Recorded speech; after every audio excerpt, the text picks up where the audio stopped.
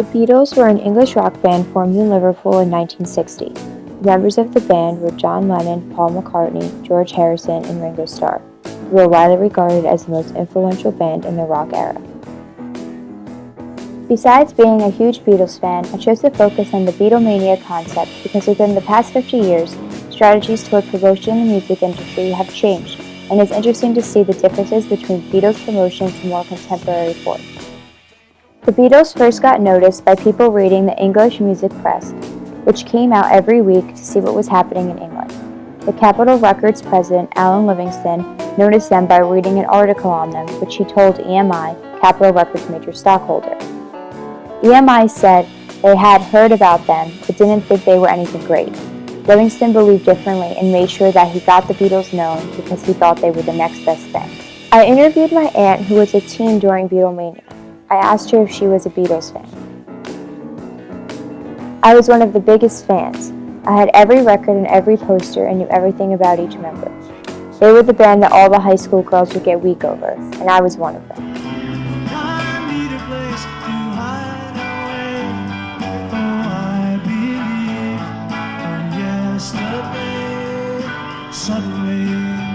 In the Morrigan Board I Tweet Honestly article, they discussed the idea of authenticity, which heavily relates to the Beatles because they were nothing but authentic, and I believe that is how they got their fame.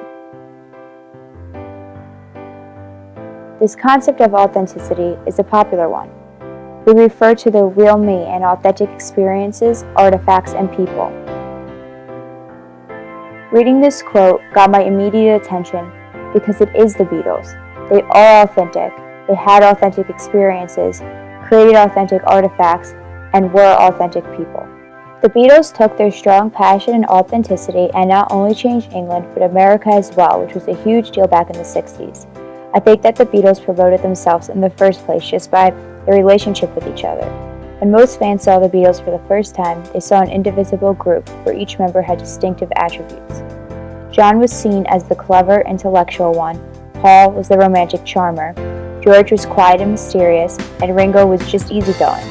This attracted people's attention because they were authentic and only showed the real me, and the vibe and appearance they gave off attracted people, mainly females.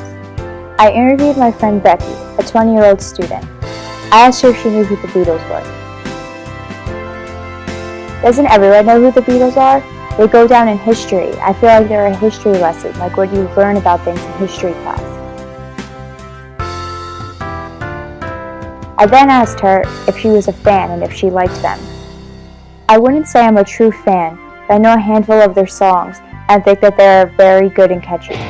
The music is different than anything else I've ever heard, and as soon as an old Beatles song comes on the radio, I instantly know it's them. The Beatles arrived in New York the first time they were in America, and soon enough were performing all around the country. They created a fetish, and all females were jumping on board left and right. It spread quickly and made everyone want to be a part of it. It has been said that the Beatles were among the first and certainly the most far-reaching of the pop bands of the 60s to infect mainstream America with their psychedelic virus. In the Walker reading, Persuaders, the idea of persuasion was discussed and how branding is all about companies being so powerful on bribing their fans to believe certain things in their company. That is how brands get popular. The companies that are the best persuaders win in the end. The Beatles didn't have straightforward persuasion. It was more unintentional and hidden, but it worked the same way. They attracted fans to basically be supporters of their band. The Beatles can be seen as a brand the same way a company is branded. Brands pull people in and make them feel like they are being connected to it. The Beatles did the same thing, but with their music.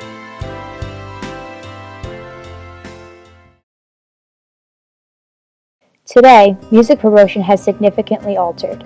Anyone wishing to sell music that may be on round plastic discs or in compressed audio files has to rid themselves of any idea that a golden age of popular music is still with us. The successful artist of today is the one who combines the two worlds of art and commerce together and realizes that with all the issues at hand, it is a business that delivers music to consumers. The music is focused more on the business aspect, not the passion to be authentic. Music is created to appeal to audiences so that profit will be made. Without appealing to audiences, no money will be made, and today that's the only goal. Take One Direction, for example, which is a great band of today to compare to the Beatles. One Direction is an English-Irish pop band based in London, composed of 5 artists. The group signed with Simon Cowell's record label, Psycho Records, after performing and finishing third in the 7th series of the British televised singing competition, The X Factor, in 2010. Propelled to international success by social media, One Direction's 4 albums, top charts, and most major markets have generated hit singles.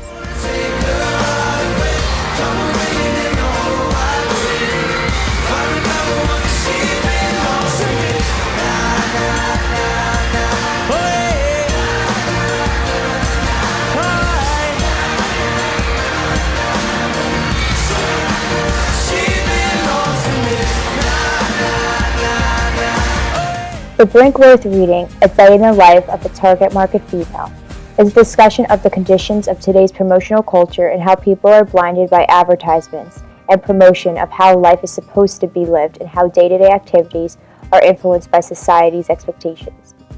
The promotion of One Direction goes along with the same idea. They are promoted towards young girls, and all young girls feel obligated that the cool thing to do in society is to be a One Direction fan. They are the new fad that everyone jumped on because isn't that what they're supposed to do? The members of One Direction were intrigued by the commotion surrounding the Beatles' arrival in the US 50 years ago, so they found some old footage, and that's when it hit them. They all sat and watched the film of the Beatles arriving in America, Harry Styles told NME. And to be honest, that really was just like us. Stepping off the plane, the girls, the madness, it was exactly the same as when we got there, just 50 years earlier. One Direction became the first group to ever have its first 3 albums debut at the top spot, but the sales figures don't compare to those of the Beatles. The Beatles' 1964 Capitol Records debut in the US has sold 5 million copies. The Beatles' second album went double platinum, while their third has moved 4 million copies. Compare those 11 million in total sales to One Direction, which has sold just 4.8 million total for its initial 3 albums. That's 200,000 less than the Beatles' stateside debut, all by itself. The Saunders reading, In Persuasion Nation, the author discusses degrading skits used to advertise consumer products.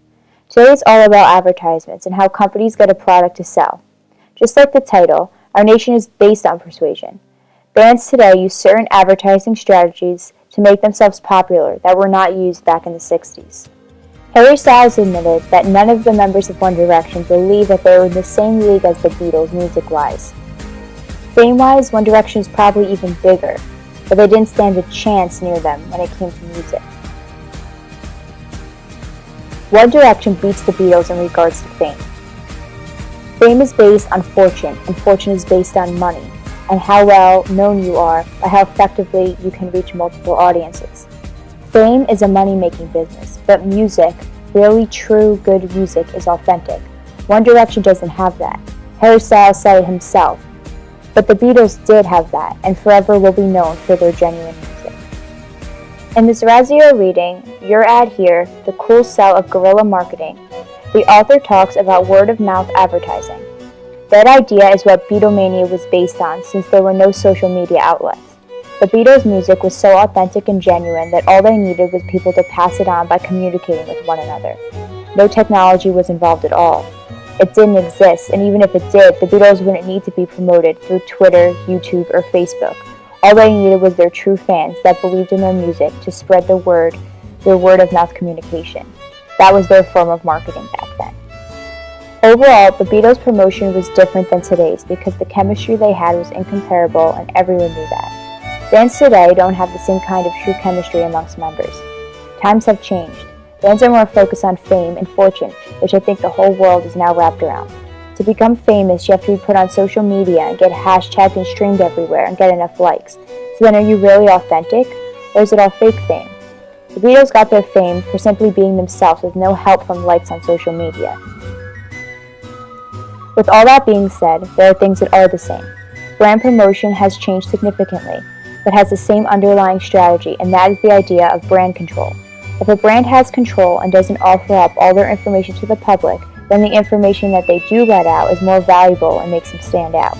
Keeping the public wondering about the next big thing is what keeps people intrigued and a brand more successful, because they will have more profit. The Beatles were huge on this, and that's how the most successful bands keep their status today. A final question I asked my aunt was if she has seen a difference in the way bands are promoted throughout time. Yes, definitely. Back then, the Beatles were known because they were good, and since they were so good, they traveled fast. All across America, they were performing and becoming more and more famous. I feel like they have more meaning than new bands do today. They were real, and they made their fans feel real, and that is the most important.